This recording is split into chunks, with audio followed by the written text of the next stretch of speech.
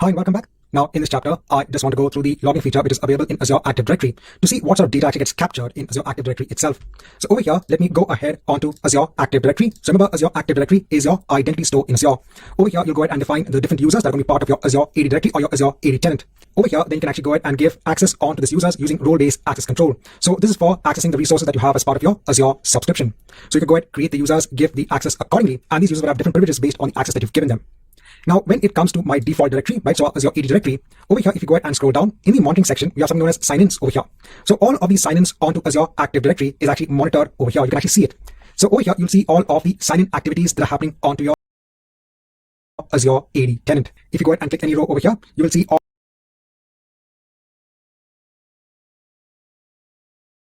all the details about the sign-in process. So you'll be able to see the username, you'll see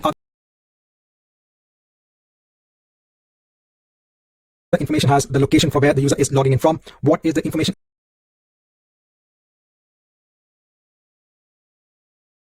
about the device the user is logging in from, if conditional access is being applied,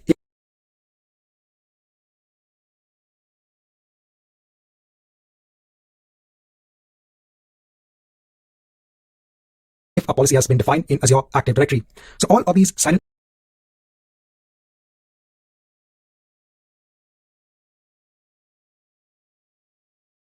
activities are actually being recorded over here. Now you could go ahead and download the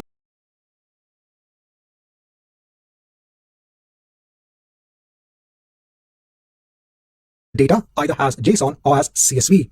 Or you could also go ahead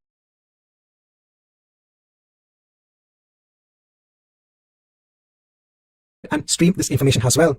So over here, if you go on to diagnostic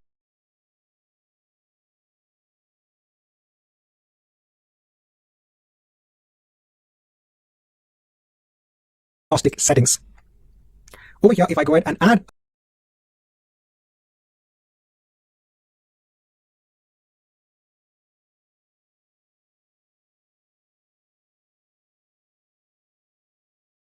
a diagnostic setting, so you could go ahead and send the log details onto different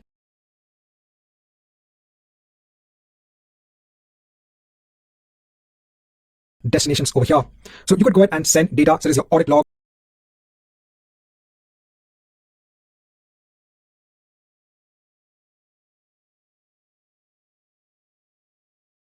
your sign logs, etc. Note that in order to go ahead and export the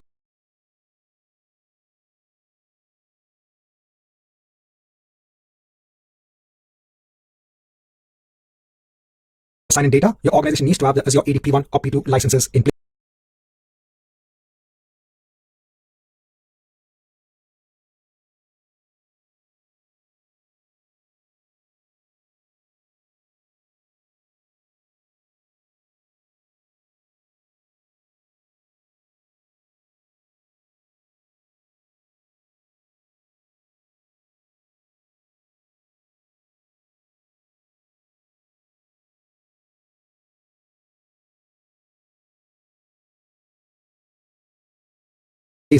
So over here, you could go ahead and give a setting. So let's say I want to go ahead and stream the sign-in logs and the audit logs. I'll just give a name for the setting. So you could go ahead and stream all of the data onto a log analytics workspace. Over here, you can go ahead and choose the workspace, and then you can go ahead and click on save. So this is another important feature that might be of importance to your security department. Let's say they want to have a central logging location, which has all of the audit logs and the sign logs when it comes to Azure Active Directory. They can go ahead and make use of this diagnostic setting. Now, I've just come back after a span of around 20 to 25 minutes just to ensure that the data of the Azure AD sign-in logs gets directed onto my workspace.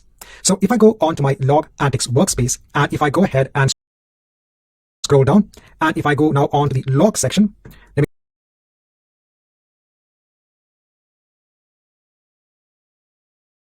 go ahead and hide this, and let me go ahead and expand this. Now over here under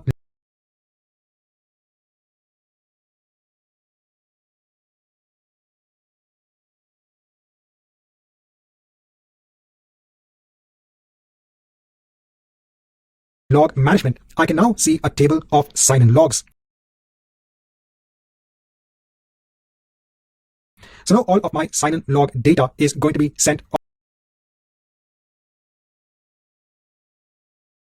onto this log analytics workspace. So if I now go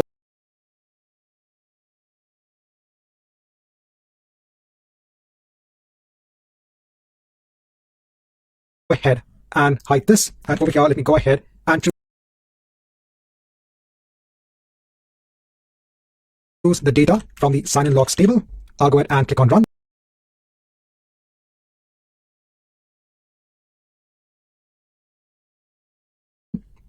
So currently I can see that only one sign-in activity has been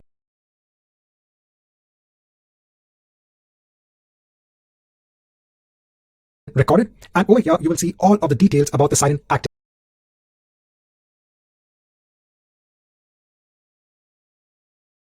itself. If you go ahead and scroll down, you can see all of the device details as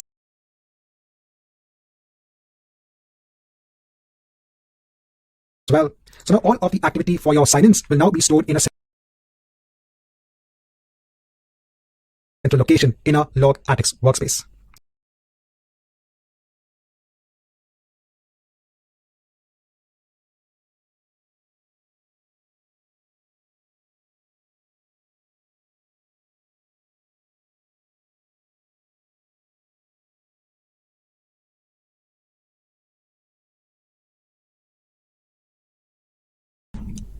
Now, in any organization, when you want to go ahead and deploy resources, costing is a very important factor. Whether it be providing virtual machines in your on-premise environment or whether you're moving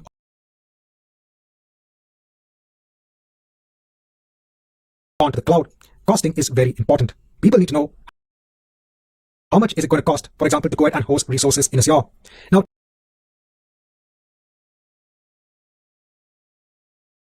to go ahead and get an estimate on the costs, you can actually go ahead and use the pricing calculator.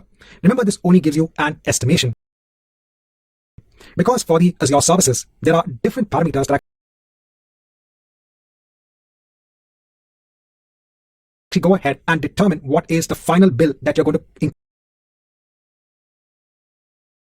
incur for that particular month. So again, it depends on the usage of your resources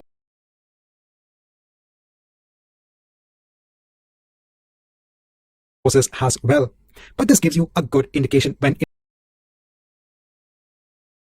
it comes to the cost. Let's say, for example, you want to go ahead and host an Azure virtual machine. Over here, you can go ahead and click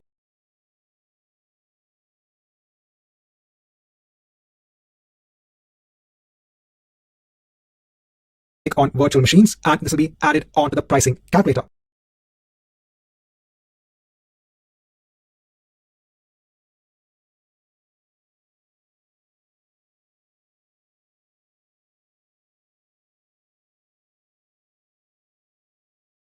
If you actually go ahead and scroll down, over here, you can go ahead and choose what is the underlying OS when it comes to your virtual machine, because this also makes a difference. So the Windows licensing cost also comes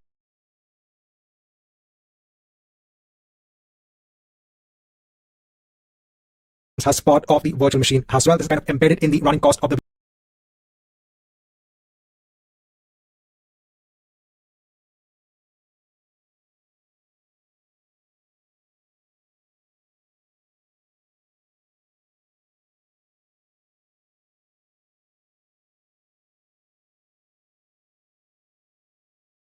VM itself.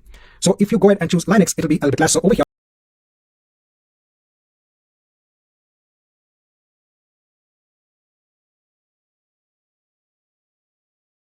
you can see that the cost is roughly around $85.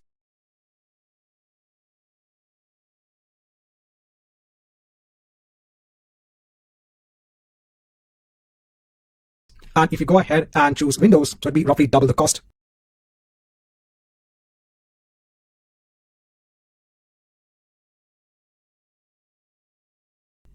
Next is your region. So even the region that you choose for hosting your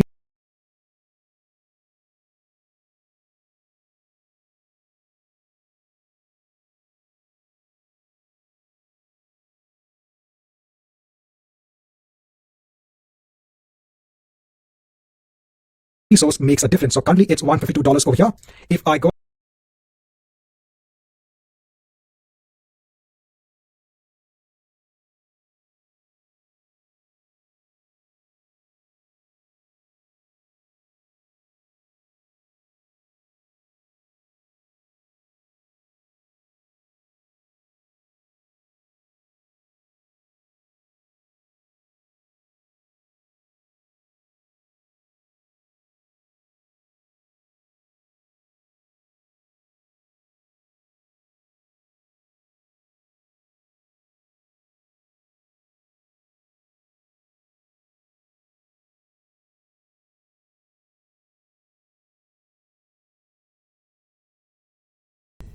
Over here, you can go ahead and click